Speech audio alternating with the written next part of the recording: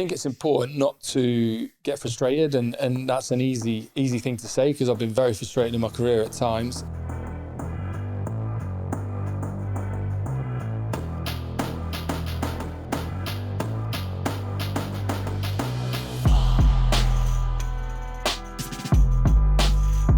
So let's talk about football specifically. In terms of the game, how has the game changed since you started to what it is now?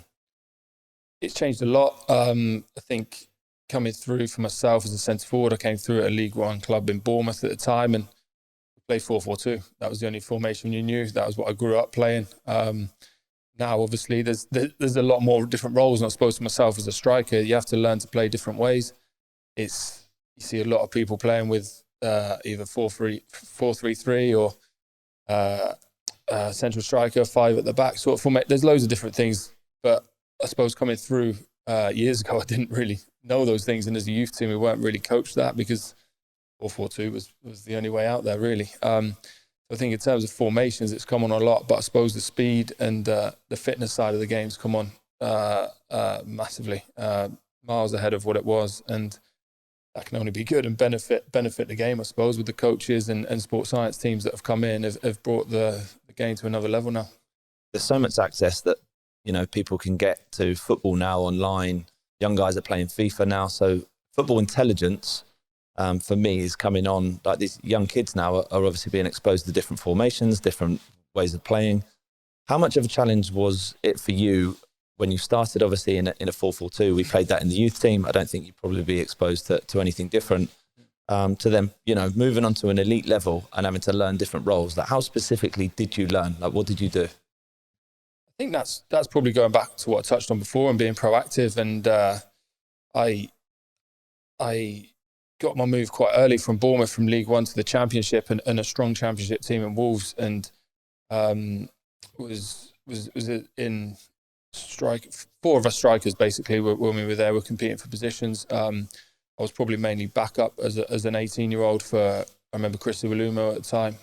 He'd had a great career and did very well for Wolves that season, and he was my type of striker, really. I learned a lot from him there, and he was brilliant with me, and I'd ask questions and probably be quite interested in his career and how he come about it, because for one, I was genuinely interested, and 2, wanted to learn as well. So I think it's important that you look up to these guys and take it in when you get that information. How important do you think it is it for young guys now going into the game? And, I say young guys, but I mean young people playing at the game at a professional level, to be open-minded enough to want to learn, to want to ask questions, to want to get better, instead of feeling like they know everything. I think that's very important, mate. And it's quite hard when you're young. We talked about it before. I think when we were young, you coming through the youth team, the word busy, it was a big word, and it was a word used to be kind of not suck up to the manager or anything like that, but you'd see someone asking questions and suddenly they'd be busy. The word busy was a thing, but it was seen as a bad thing, and jokes around the change room. But for me, I suppose as I've got older, it's probably the worst word that can be used in that way in a dressing room, because why not be busy? Why not want to better yourself and further your career? It's something that for me, it can only stand you in good stead if you're asking questions to managers and coaches, and like I said before, sports scientists, physios, because it can only improve you as a person, as a player, and ultimately improve your career. I mean, so let's touch on, obviously, those young days at Bournemouth. It's pretty unique for a 17-year-old these days to be involved in a first team environment. And for us at the time, obviously, we grew up in the same youth team. For people at home watching, there was, the first 10 games of your first year as a youth team player, scored 10 goals and then moved on into the first team. I wonder if you just can give everybody an insight into how that happened, really, and how you felt during that period of time as a young guy.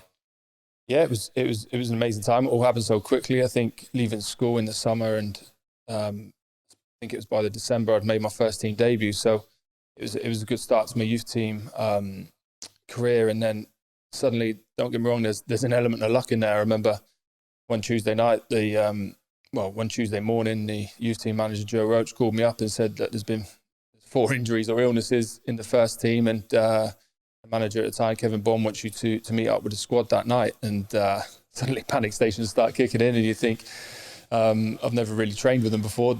Probably don't even know half the lads' names, to be honest with you, although you should do when they're the first team. And also, I never had a suit, so I had to go out and buy a suit that morning. Look back at it now, mate, and I think it's still baggy now on me.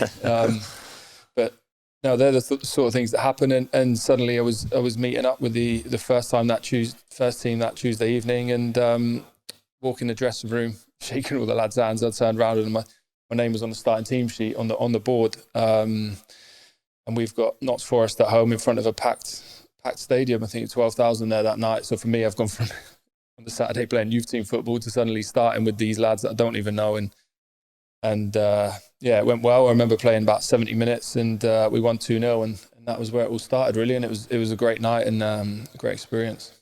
How important hindsight for obviously us is a wonderful thing, and there was probably no way of knowing the Monday before that Tuesday that the next day you were going to be playing in a first team game, Nottingham Forest at home, which was a big deal at the time. How important is it for guys now to understand that they're never too far away from actually being involved, from actually having an opportunity, and how important is it to be ready at all times for that moment? I think you're right there, mate. I think it's important for lads to be ready. I think with hindsight now, don't get me wrong, I mentioned there that there is an element of luck, and if those 4 strikers that I mentioned weren't injured in front of me, then I probably wouldn't have got that chance that night. But I think as a player and as a person, you've got to put yourself in that position that when the manager needs to make that phone call, the youth team manager or whoever it is, the reserve team manager makes that call, you're the one he picks the phone up to. There were other options, I'm sure, but that day he called me up. So I think I put myself in the right position by doing my work and doing my job and everything right at the time, and probably performing well, that I was the one he picked the phone up to. Can you remember how you felt, the moment you were just about to walk into that changing room? Yeah, very nervous. And yeah, like I said, for me, that night was probably meeting most of the lads for the first time, because although youth teams now are very much in training grounds and associated with first teams, for us, as you remember, we were based at the college down in Brockenhurst, and the Bournemouth first team were half an hour away training over in Bournemouth in Poole. So for us, it wasn't like you knew these people day to day. It was quite a distance group with a centre of excellence then. So it probably was meeting those guys for the first time that night, and then suddenly you're starting, like I said, in a big game against top of the league team in a relegation battle, and suddenly there's a whole different pressure to that. If you were about to walk into that room and you now stood next to the front door of the changing room and had some advice to give to yourself back then, looking back now, what would you say? God, it's a hard one, mate. It's an easy word to band around, and people spoke about it before, and even I've said it to young lads now when they come in and step in, and it's literally go and enjoy it. Enjoy the experience and take it all in, because it literally does fly by there. I mentioned that I've had 15 years playing now, but that has flown by in a flash. And if I remember to that night, it doesn't seem that long ago, but it was. It would be to enjoy it and take it all in. I accept that when those moments come across and you're that nervous, it's quite hard to enjoy it. But looking back now, I think I did enjoy it, and it was a good night. So how did that, from that moment, obviously, the game goes well. We as a youth team were there to watch you, and you became, sort of brand the word around, but like a bit of an iconic figure for us to look up to, like this, somebody from our age is now playing in the first team. It was something really for us to aspire to relate to. How did being involved in a first team environment, and we've talked about facilities and Bournemouth not really having any, but what did that do to your football lifestyle? Like, did it become serious for you at that point? I think it did. It was probably a bit. I probably wasn't used to it at the start, because, like I said, we were based at a college. So I was going into college every day, still seeing my friends from school that had gone to that college.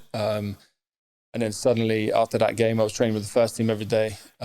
Luckily, I just passed my driving test, so I could drive myself there, so that helped. But it was a different lifestyle for me, because I was then travelling to Bournemouth, which was about 40 minutes away every day, training with the first team, and not being involved in that youth team environment that I always was. I think for me personally, probably tried to stay quite grounded in the fact that I wanted to carry on my college and my studies work, and half of it was to see you boys, to be honest with you, in the youth team. And every Monday afternoon and Wednesday after I'd finished training, I'd come down and still do my college work to make sure I finished my BTEC and came out with those qualifications that were part of the youth team set up there. And that was important for me to stay close to the youth team at the time and my mates that we grew up playing with.